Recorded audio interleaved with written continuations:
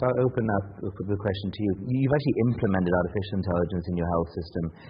Please share your perspective as a hospital executive and talk a little bit about the before and after and the results that you've seen.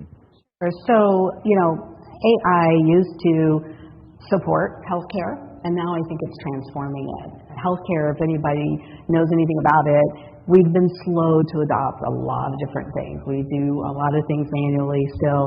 So having artificial intelligence to help us get through, because now it's pretty much proven that every 42 days, healthcare changes.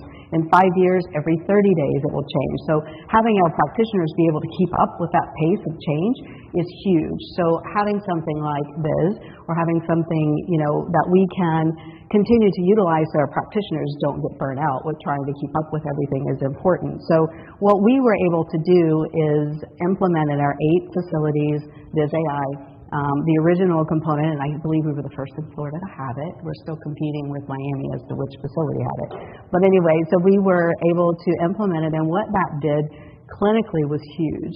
It allowed us immediately to be able to track our patients coming in with a stroke initially, and now they have multiple platforms, but see the images, come directly to a cell phone, and the providers in all the areas that needed to come together would be able to do that and make a determination of what treatment needed to happen. Why that's important is because time is brain, and we know if a patient's having a stroke, the longer that they're in that condition without any intervention, the worse that they're going to have results. So having that immediately able to come to us, look at it, make a clinical decision, and be able to get the patient into the appropriate care was huge for us to be able to implement that.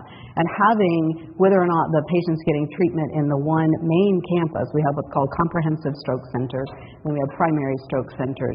If they're in a comprehensive, that's even better, but if they're in one of the primaries and they don't have life-saving techniques like thrombectomies or coilings, then it's extremely important from a time perspective.